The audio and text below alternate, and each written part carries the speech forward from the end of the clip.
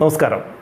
രാജീവ് ചന്ദ്രശേഖറിൻ്റെ വരവോടുകൂടി BJPയിൽ വളരെ പെട്ടെന്ന് തന്നെ ഒരു ഉണർവുണ്ടായി എന്ന് പറഞ്ഞാൽ അത് വലിയ തോതിൽ അതിശയോക്തിയാവാൻ വഴിയില്ല.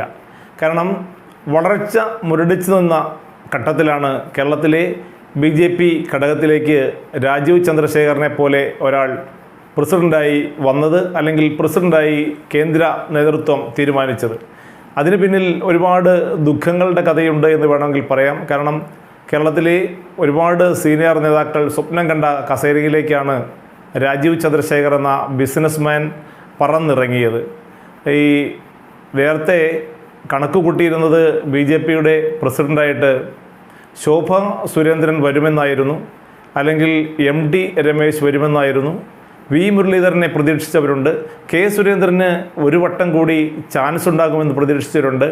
അങ്ങനെ അവരെയൊക്കെ നിരാശരാക്കിക്കൊണ്ടാണ് രാജീവ് ചന്ദ്രശേഖർ എന്ന എൻ്റർപ്രണറെ, ബിസിനസ്സുകാരനെ ഈ സംസ്ഥാനത്തിൻ്റെ BJP പ്രസിഡൻ്റായിട്ട് കേന്ദ്രം അമിത്ഷായും മോദിയുമൊക്കെ തിരഞ്ഞെടുത്തത്. അതിന് പ്രത്യേകിച്ച് 2-3 കാരണങ്ങളുണ്ട് എന്ന് എടുത്തു പറയേണ്ടതാണ്.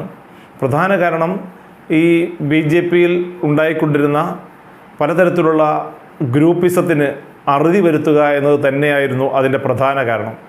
മറ്റൊന്ന്, ഒരു നല്ല എൻ്റർപ്രണറെ അല്ലെങ്കിൽ ഒരു ബിസിനസ്മാന് മാത്രമേ BJPയെ കേരളത്തിൽ രക്ഷിച്ചെടുക്കാൻ കഴിയൂ എന്നുള്ള മോദിയുടെയും അമിത്ഷായുടെയും തന്ത്രം, അല്ലെങ്കിൽ അവരുടെ ഒരു പരീക്ഷണം എന്ന് വേണമെങ്കിൽ പറയാം.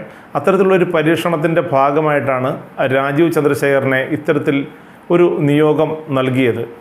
അതുകൊണ്ട് തന്നെ അതിന് വലിയ ആദ്യം എതിർപ്പുണ്ടായിരുന്നുവെങ്കിലും പിന്നീട് വളരെ പെട്ടെന്ന് തന്നെ എല്ലാവരും യോജിച്ചുകൊണ്ട് രാജീവ് ചന്ദ്രശേഖറിന് പൂർവാധികമായുള്ള പിന്തുണ കൊടുക്കുന്നതാണ് നമുക്ക് കാണാൻ കഴിഞ്ഞത്. അതായത് MD രമേശും ശോഭാ സുരേന്ദ്രനും V മുരളീധരനും, എന്തിന് K സുരേന്ദ്രൻ പോലും ഈ രാജീവ് ചന്ദ്രശേഖറിന് പൂർണ്ണമായുള്ള പിന്തുണയുമായി രംഗത്ത് വന്നു കഴിഞ്ഞു.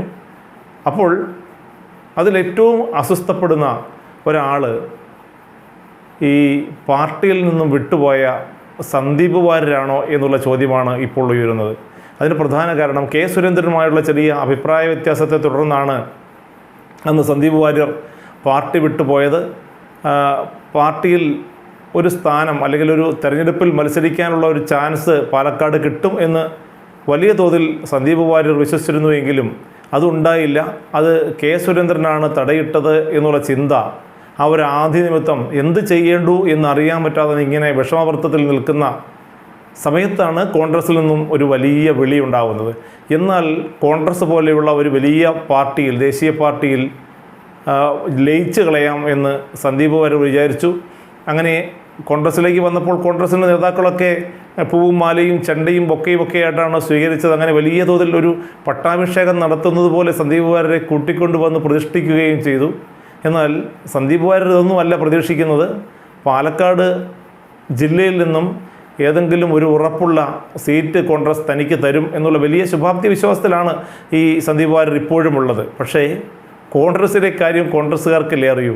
കോൺഗ്രസിൽ സീറ്റ് വിഭജനം വരുമ്പോൾ സ്വാഭാവികമായും സന്ദീപ് വാര്യർ തഴയപ്പെടുമെന്ന കാര്യത്തിൽ യാതൊരു സംശയവുമില്ല.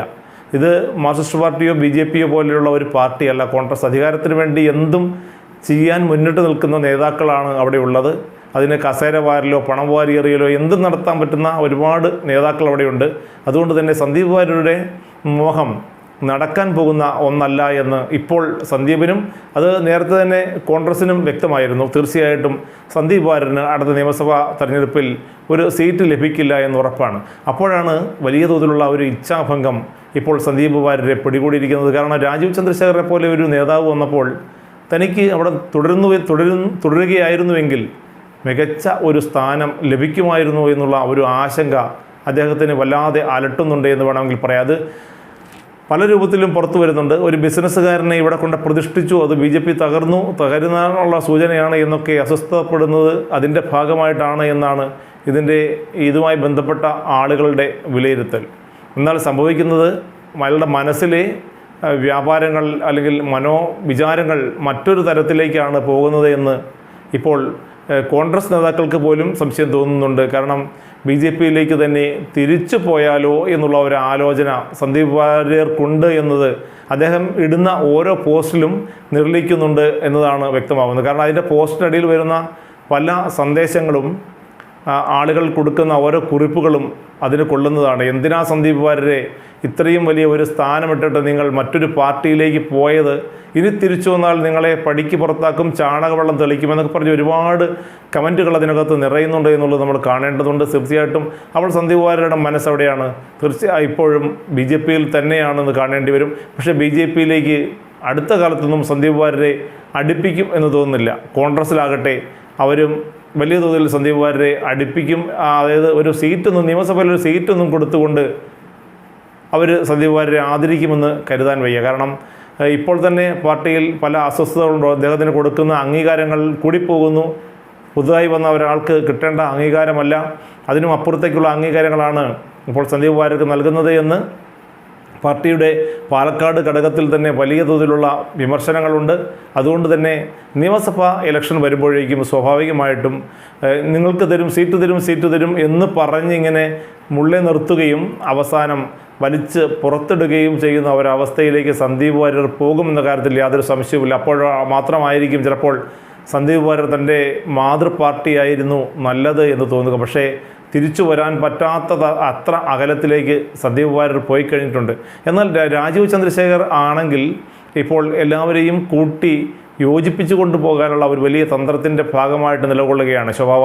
ശോഭ സുരേന്ദ്രനെയും അതുപോലെ തന്നെ ഷോൺ ജോർജിനെയും PC ജോർജിനെയും എന്തിന് കൂടെ നേരത്തെ ഉണ്ടായിരുന്ന ആളുകളെപ്പോലും വലിയ തോതിൽ പ്രൊട്ടക്റ്റ് ചെയ്യുകയും ഗ്രൂപ്പ് സമവാക്യങ്ങൾ ഉടച്ചുകൊണ്ട് കോൺഗ്രസിൽ ഒരു നവയുഗം BJPയിൽ ഒരു നവയുഗം ഉണ്ടാക്കിയെടുക്കുക എന്നതാണ് ഇപ്പോൾ രാജീവ് ചന്ദ്രശേഖർ വിഭാവനം ചെയ്യുന്നത്. അതിനുവേണ്ടി അദ്ദേഹം സംസ്ഥാന കമ്മിറ്റിയെ തന്നെ ഉടച്ചു വാർക്കും, എല്ലാ അസ്വസ്ഥരെയും കമ്മിറ്റിയിൽ ഉൾപ്പെടുത്തും, അവർക്ക് മികച്ച സ്ഥാനങ്ങൾ നൽകുമെന്നൊക്കെയാണ് ഇപ്പോൾ കേൾക്കുന്നത്. എന്തായാലും വരും ദിവസങ്ങളിൽ അതിൻ്റെ ഒരു രണനങ്ങൾ കാണാൻ കഴിയും. ശോഭാ സുരേന്ദ്രനെയും അതുപോലെ തന്നെ MD രമേശിനെയും ഒക്കെ നേതൃസ്ഥാനത്തേക്ക് കൊണ്ടുവരും എന്ന് തന്നെയാണ് ഇപ്പോഴും വലിയ തോതിലുള്ള പ്രചാരണം വരുന്നത്. തീർച്ചയായിട്ടും